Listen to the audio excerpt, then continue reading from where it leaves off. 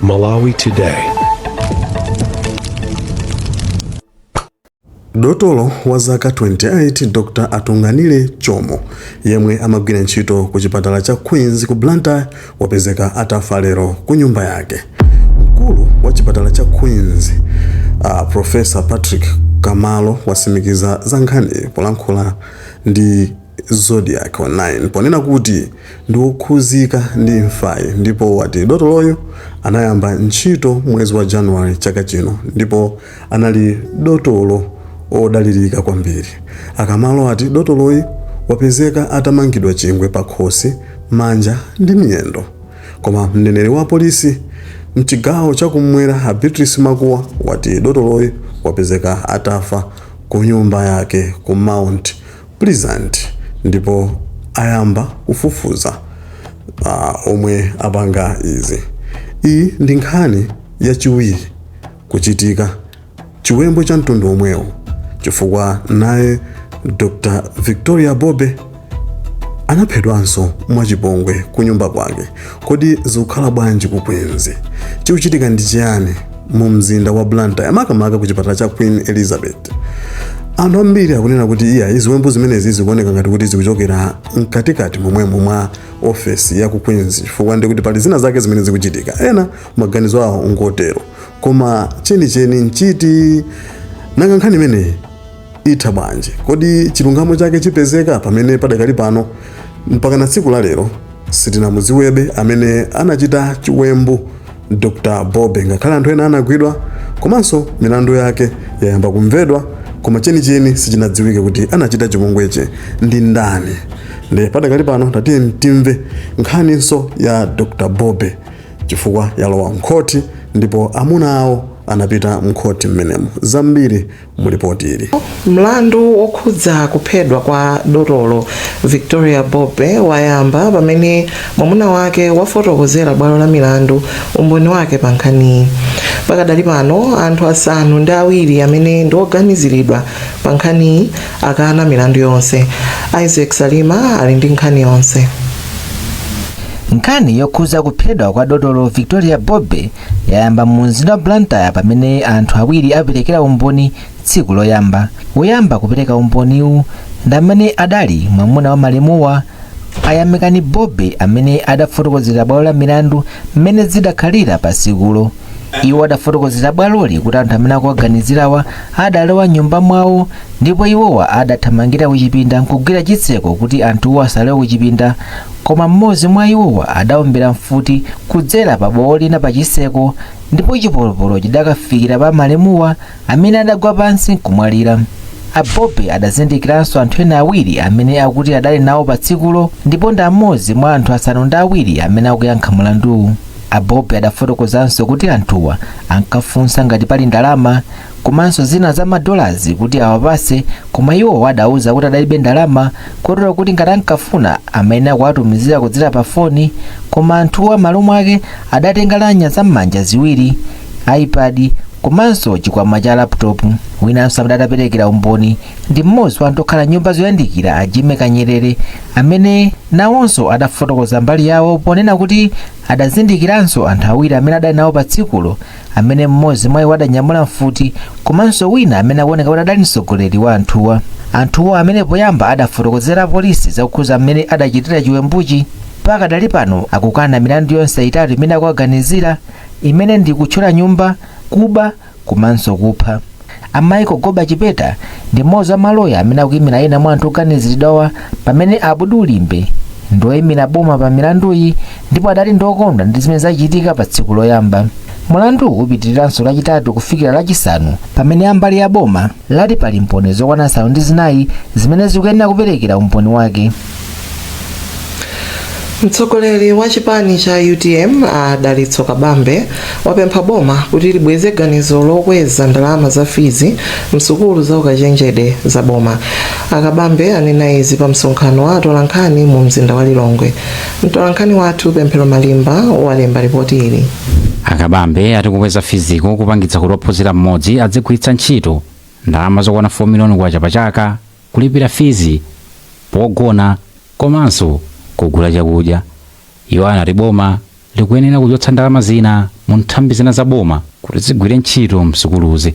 Iyi ndiye tikudza ku invest kuli mavuto kwa mavuto chofunika ndi kuyikako ndalama mutani tichiyang'anenso budget mwathu muja kuti kodi ma budget line amene ali osafunikira kwenikweni ndi ati, osafuna ndalama zambiri kwenikweni ndi ati. Chitsanzo ndi budget ya state residences ili ndi 85 billion kwacha, chaka chatha ili ndi 87 billion kwacha, chaka chatha chija chifukwa president ake amayendayenda kwambiri komanso makala ndi anthu mapatsa ndalama mapita amene kuja ndi matraki mapatsa ndalama pamene ulendo uno tinda president amuthalika abwino kwambiri amene samayenda angoyenda katatu kokha chikhaleni wa president kuyenda konso kwa private kuna zoti alipira okha zosachita okha ndi ndalama zawo sakuyenda kuononga amene amaonongera ma president ena onse mbuyo. Mmodzi wa ophunzira msukuluzi Naomi Mbeye wati ophunzira opeza movutikira akhudzika kwambiri ndi kukweza zaku. Chimene tikufuna nchonazo kuti boma libweze chiganizo chimene lapanga pa nkhani yokweza fees ku public universities chifukwa si aliyense amene angakwanitse kupeza ndalama ngati zimene anenazo from 650 kupita ku pa 1.3 million. That's a huge amount. Imeneyo ndi 100% raise. Nde si aliyense amene angakwanitse fona zoti anthu ambiri amene amaphunzira ma public universities amachokera makomona zoti ndovutika. Si aliyense amene amachokera komona zoti nda limene lindi ndalama zokwanira zorakhoza malipira ndalama ngati imeneyo. Ndepempho ndona zoti boma libweze chiganizo chimene lapanga kuchosa fees kuchoka pa 650 pa chaka to 1.3. Sukulu za ukachenjede za bomazi zidakweza ndalamazi kuchoka pa 650,000 kwacha kufika pa 1.3 million kwacha pa chaka. Sabata yatha mlembi wa mkulu wa unduna wa zamaphunziro Akeni Ndala anati kukwezaku kunali kufunikira kwambiri kuti maphunziro msukuluzi apite patsogolo. Nduna ya maboma ang'ono Ben Phiri yalengeza kuti makonsolo onse mdziko muno apereka tsatanetsatane wa momwe akonzekera kugwiritsa ntchito ndalama za Constituency Development Fund CDF, ndipo ena apeza kale makontrakitala omwe akuyembekezereka kuti ndalamazo zitulutsidwe ayambepo ntchito. Poyankhula mnyumba ya malamulo lachiwiri, Phiri ati boma likukhutira ndi momwe makonsolo akonzekera kukakhazikitsa ntchito za chitukuko. Phiri aonjeza kuti boma litulutsa posachedwa ndalama za CDF kwa makonsolo omwe amaliza kale ndondomeko yopeza makontrakitala ndi kukonzekera ntchito za chitukuko. Phiri akufotokoza zambiri kwa mtolankhani wathu Brenda Kayo. So anthu odziwa kumanga across the country ndi amene akuyenera kuchita apply. Akapanga apply, Ministry of Finance ndiyo konzeka ndi ndalama kuti apatse fee yoyambirira amene makhala 20% yoti achite mobilizing kuyamba kumanga. Kwina akuadzilipidwa malingana ndi stage imene ali. Komanso quality ndi china chilichonse pa ma dashboard amene tikuchita launch aja itaonetsa inunso mutanena kuti ife ngati atolankhani zimene akuti akumanga abazi ndiye zenizeni because ndalama tikugwiritsa ntchitozi ndi za msonkho wa Amalawi akuyenera kudziona value ya ndalama zawo. Mukuonerazi ndi nkhani pano pa Times TV. Mukuonerabe nkhani pano pa Times TV. Alimi akuyenera kuyembekezera kukwera kwa mitengo ya fertilizer komanso kusowa kwake pamene nyengo ya ulimi ya 2026-27 ikuyandikira, yomwe ikuyembekezeka kuyamba mwezi wa mawa. Ogulitsa zipangizo za ulimi ndi alimi aonetsa nkhawa chifukwa cha kupitiriza kukwera kwa mitengo ya fertilizer, ndipo achenjeza kuti kukwera kwa mtengo wa zaulimi kungasokoneze kwambiri nyengo ya ulimi yomwe ikubwerayi. Rebecca Chincheka Matemba ali ndi zambiri. Kafukufuku yemwe Times yapanga mu mzinda wa Lilongwe wapeza kuti matumba ena a fertilizer makamaka othira pansi akugulitsidwa pakati pa 195-200,000 ndipo ena monga ngati Super D akugulitsidwa pa 250,000. Mmodzi woyang'anira stolo ya Tropical Agriculture kukanengo Justice George wati kusokonekera kwa katundu pa dziko lonse lapansi komanso kusowa kwa ndalama zakunja kwapangitsa kuti mitengo ya fertilizer idzikwera. Fertilizer amene ali okwera mtengo kwambiri ndi fertilizer wa Super D amene akupezeka pa mtengo wa 250,000 ndi 260,000. Koma kumbali ya urea ndi NPK akumapezeka mitengo ya between 260,000 to 95,000. nawo a McDonald Patterson omwe amagulitsa fetereza kukanengo konko ati malonda wati anthu ogula fetereza achepa kwambiri komanso feterezayo sakupezeka kwambiri, ndipo anati sizoni ino ikutha pamene pa tsiku akumagulitsako fetereza amene ali naye mwina thumba limodzi pa tsiku. Feterezayo panova mtengo woti ndokhazikika ndi 195. Fangati ukapita kuti jiko umakagula 190 ndengati mwina magula diazi kuti akatenge kumenekwa it's 195 kapena 200 depending on the distance kuti akatengera kuti akagulisira kuti Supa-D ali 260,000. Ndipo alimi ena omwe tinawapeza ati akakamizika kuchepetsa malo olima chimanga chaka chino chifukwa chakukwera kwa mitengo ya fetereza. Mavuto azachuma komanso kusowa kwa ntchito kukuchititsa achinyamata ambiri kuti asalowe m'banja malingana ndi ripoti la United Nations Population Fund. Kafukufuku amene bungweli lachita waonetsa kuti achinyamata 88 pa 100 aliwonse anauza bungweli kuti ndalama ndiyofunika kwambiri pa banja. Wezi Gausi ali kufotokoza zambiri pa nkhani. Koma zingakhala kuti zinthu zikumayenda bwino tikukhala ndi zochita zoyenera zabwino banja sitingaliope. Ngati ndalama yasowa sungatengenso mkaziso tukale naye. Ripoti ilo lapezanso kuti achinyamata 72 mwa achinyamata 100 ena aliwonse sakufuna kuzakhala ndi ana, pamene achinyamata 57 mwa 100 ena aliwonse akunena kuti sakulowa nawo maubale apakati pa amuna ndi akazi kamba ka mavuto azachuma. Poyankhulapo pa nkhaniyi mkulu wa bungwe la UNFPA Jane Keita ati achinyamata akadalibe ndi chikhulupiriro kuti mabanja ndofunikira, koma chofunikira ndi chokuti boma liwapase achinyamata ntchito zowabweretsera ndalama. Poyankhulapo pa kafukufuku imodzi mwa anyamata mu mzinda wa Lilongwe Ayahaya Kazembe ati ripoti ilo likutsindika zoona zokhazokha zokhuza anyamata mdziko la Malawi. Ambiri akufuna zinthu zapamwamba kwambiri pamene ngati system ya banja amene mayendera ndi panopa zikuoneka kuti zikuvuta ndikapezedwa mwina kandrama ndefota akazi amasiku ano iwowo kwa iwowo aona kuti relationship ina iliyonse pamene ukakhala mbanja iwowo akufuna ndalama sikuti akufuna banja amene banja limakhalira. Dai nyamata ngati fetu kumaopa kuti likhale mabanja ngati amene ufani chuma amene chikuvutira ndikuti wapezanso munthu okhala ngati akufuna ndalama chikhala ndikovuta. Ndipo achitsikana wina Amagi Chauluka nawo anavomereza kuti zachuma ndizofunikira kwambiri pa moyo wa banja. Chifukwa choti china chilichonse panopa chimafuna ndalama.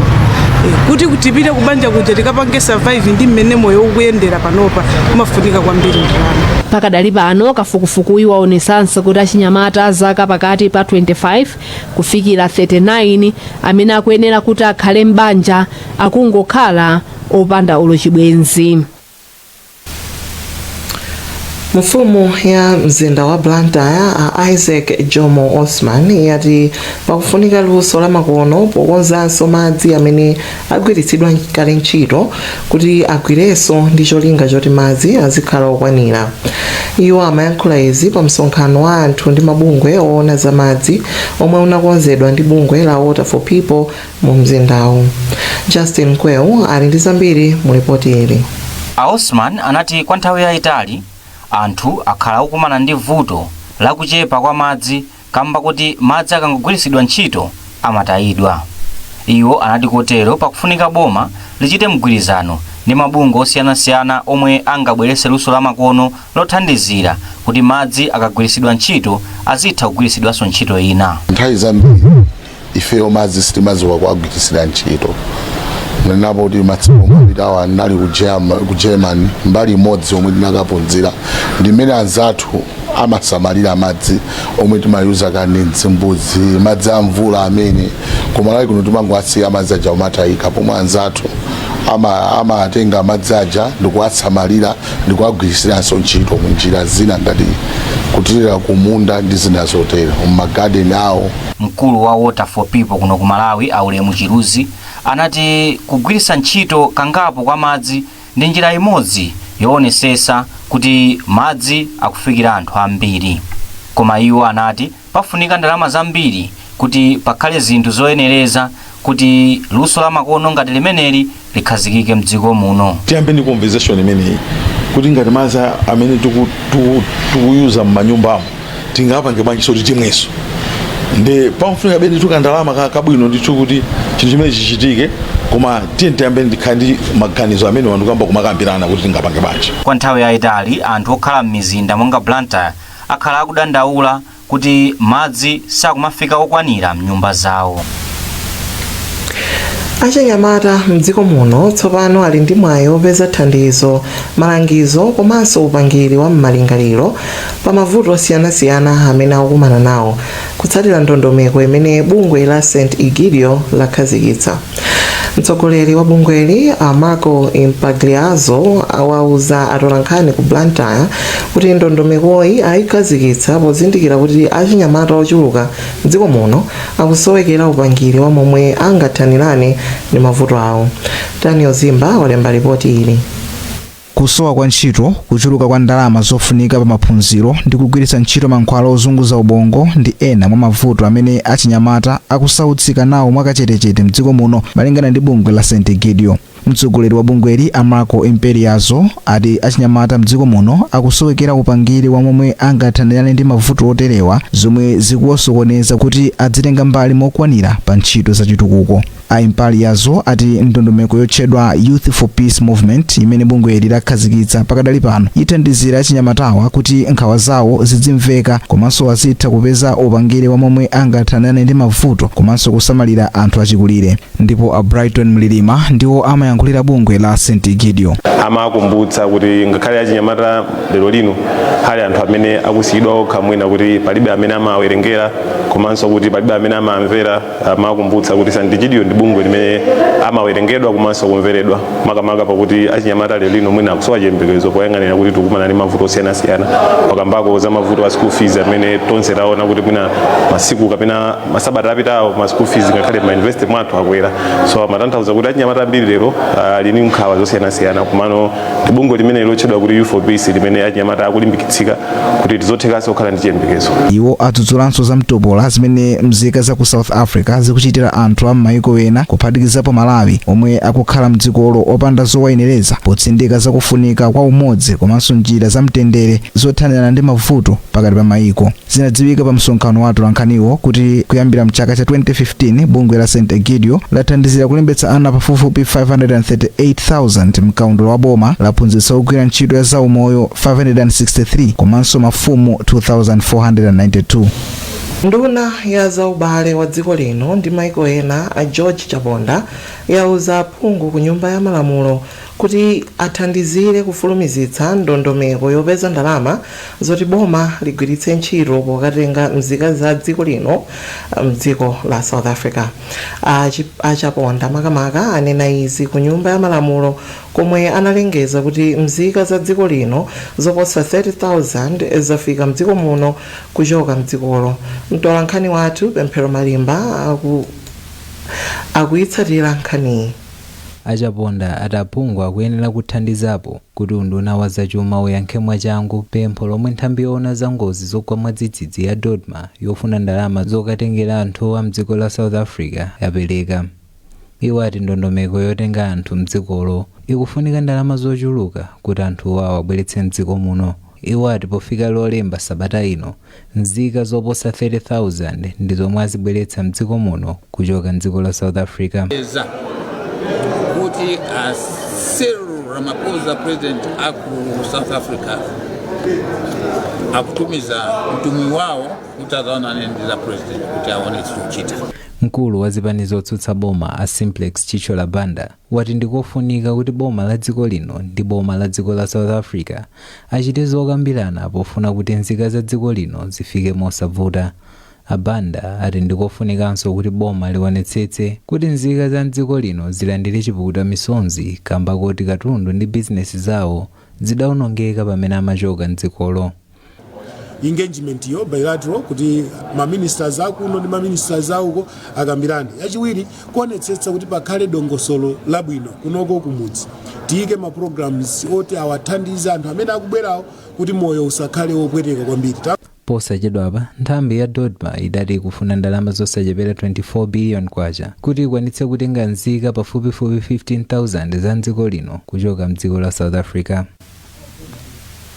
Bwalo la milandu limene likumva mlandu wa MEC mu mzinda wa Lilongwe lachiwiri linakumana kumva za pempho la mlangizi wamkulu wa boma pa nkhani za malamulo a Frank Mbeta kuti achotse chiletso chinatengedwa kuletsa bungwe la MEC kusamutsa maofesi ake.